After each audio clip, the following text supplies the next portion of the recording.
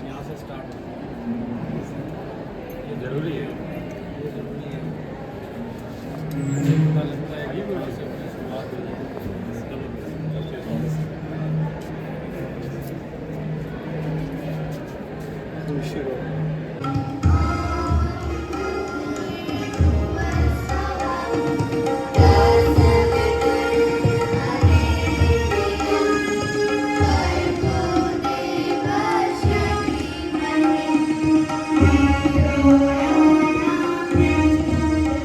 Principal sir and teachers and my dear friend.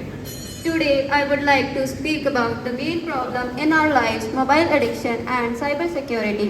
It's affecting our health, studies and our daily life activities. First, it affects our studies, concentration, constant notification and scrolling make it difficult to focus on our one task. Second, it can disturb our sleep. Staying on the phone late at night can reduce the time spending on sleeping.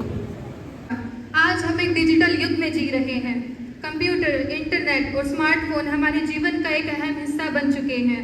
विशेषकर कोविड-19 महामारी के बाद से हमारी पढ़ाई से लेकर मनोरंजन तक सब कुछ स्क्रीन पर सिमट गया है। प्यारे बच्चों, शाला परिवार और प्रिंसिपल सर, पहले तो मैं आप लोगों को बहुत बहुत धन्यवाद देना चाहूँगी कि मुझे इतना मान सम्मान दिया और आज हमें इतना अच्छा मौका दिया कि हम आप जैसे प्यारे प्यारे बच्चों को छोटी सी चीज़ें साइबर के बारे में बताने के लिए यहाँ आ सके और इतना सुनहरा मौका देने के लिए इस शाला परिवार का दिल से धन्यवाद। मैं अपनी जो अंदर की भावनाएं हैं वो शब्दों में बयान नहीं कर सकती हूँ कि मुझे कितना अच्छा फील हो रहा है आज आप लोगों को यहाँ एक साथ इतनी अच्छी तरह से वेल मैनेज बैठे हुए देख के और इतना अच्छा प्रबंध जो शाला परिवार की ओर से हमारे लिए किया गया, उसके लिए सर मैं आपको दोबारा से धन्यवाद करना चाहूँगी कि आपने हमें मौका दिया। बहुत बहुत धन्यवाद। मैं रिंकल पर साइबर थाना हनुमानगढ़ से प्रोग्रामर आप लोगों के बीच आज का जो एक नया अपराध हाथी की तरह बढ़ता जा रहा है वो है साइबर अपराध। नाम शायद सब लोगों ने सुना हुआ है, उसके बारे में छोटी छोटी चीजें आप लोगों को बताने के लिए यहाँ आई हूँ। हमारा जो राजस्थान सरकार और पुलिस विभाग है वो ये प्रयास कर रहा है कि ये जो अपराध बढ़ता जा रहा है उससे अपराध होने के बाद बचना, यानी उससे अपराधियों को पकड़ना क्या है, एक चैलेंजिंग बनता जा रहा है। तो अपराध होने से पहले सरकार में अलग मोबाइल ले लेते हैं जिसमें हमारे सिर्फ पर्सनल लोगों को जोड़ा होता है। करते हैं ऐसा? या फिर हमारा खुद का भी मोबाइल कई बार होता है कि हम उसमें रिचार्ज नहीं करवाते हैं क्योंकि व्हाट्सएप तो ऐसे ही चल जाता है।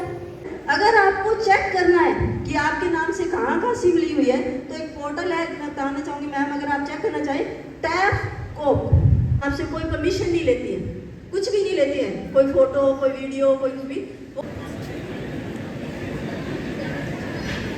साइबर सिक्योरिटी पे ये प्रोग्राम है, इसमें मैं कुछ कमियां, कुछ डू डोंट्स दोनों ही बात करेंगे अपने, क्या करना है क्या नहीं करना है।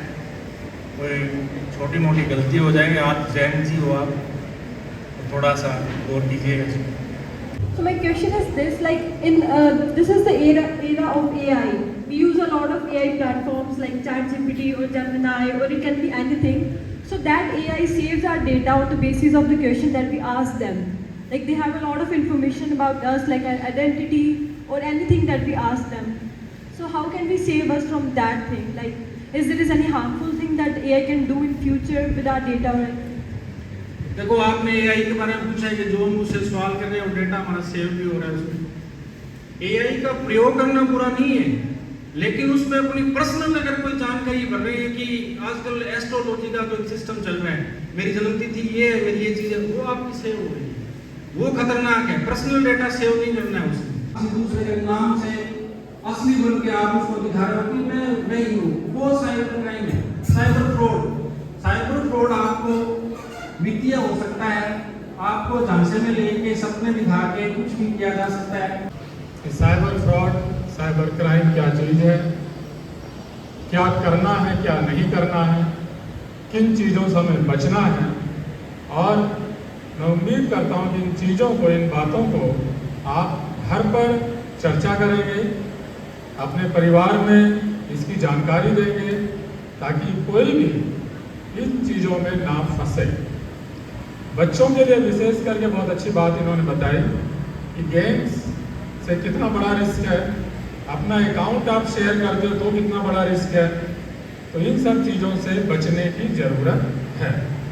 हम रेगुलर वे में इंग्लिश, साइंस, मैथ्स पढ़ते हैं, लेकिन अगर हमारे समाज में, हमारे आसपास जो चीज़ें घट रही हैं, जो नई चीज़ें आ रही हैं, अगर हम उन चीज़ों को नहीं सीखेंगे तो हम अनपढ़ कहलाएंगे। और आजकल जैसा कहा जाता है, जिसके पास डिजिटल नॉलेज नहीं है वो आज के युग में अनपढ़ है।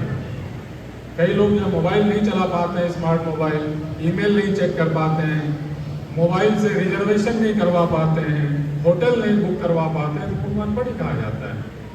तो जो हमारे आसपास जो चीज़ें हो रही हैं उसकी जानकारी हमें रखनी है, उसका हमें फ़ायदा उठाना है और फंसना नहीं है, इस बात का विशेष ध्यान रखना है। तो एक बार पुनः हम अपने मेहमानों का तहे दिल से धन्यवाद अदा करते हैं कि वो हमारे बीच आए, अपना समय दिया और बहुत ही इम्पोर्टेंट, बहुत ही महत्वपूर्ण जानकारी हम सबको दी।